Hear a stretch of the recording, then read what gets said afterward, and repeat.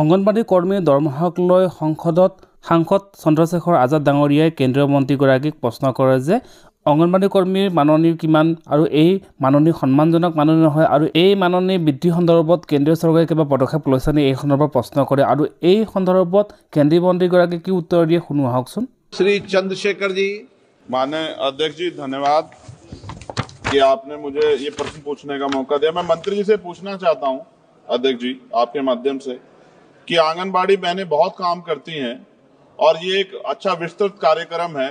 क्या आंगनबाड़ी बहनों के वेतन जो मानदेय उनको मिलता है वो कितना है, और अगर ये सम्मानजनक मानदेय है उसकी भी जानकारी दें, और ये सम्मानजनक मानदेय नहीं है आपके, जब आप इसका उत्तर देंगे तो ये भी बता दें कि क्या उनके वेतन वृद्धि की कोई कार्यक्रम, कोई आपके पास रूपरेखा है, क्योंकि ये काम तो बहुत दिया जाता है लेकिन उस तरह का सम्मानजनक मानदेय सर उनको नहीं मिलता। धन्यवाद सर। अध्यक्ष महोदय, क्योंकि आंगनवाड़ी की जो कार्यकर्ता हैं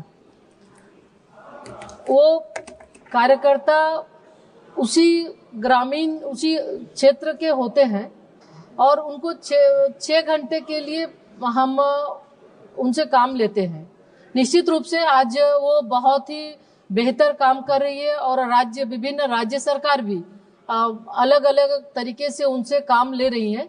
तो अगर हम देखें तो अलग अलग जो भारत सरकार के माध्यम से भी हम उनको मानदेय देते हैं और समय समय पर मानदेय में बढ़ोतरी भी होती है। मानदेय के अलावे भी हम उनको उनका जीवन बीमा, आयुष्मान भारत के तहत अभी हेल्थ कवरेज स्कीम से भी उनको हमने जोड़ा है और राज्य सरकार के द्वारा भी दिए जाते हैं। तो उसमें अलग अलग राज्य सरकार के द्वारा भी जो राशि दी जाती है, कहीं 15,000 कहीं 10,000 इस तरह से, और आने वाले समय में भी ये नहीं राज्य सरकार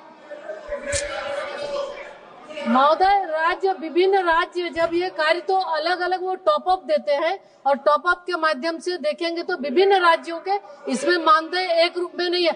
हम चूंकि इस प्रश्न से संबंधित नहीं है, हम आपको डिटेल आपको देंगे कि किस राज्य में कितने दिए जा रहे हैं।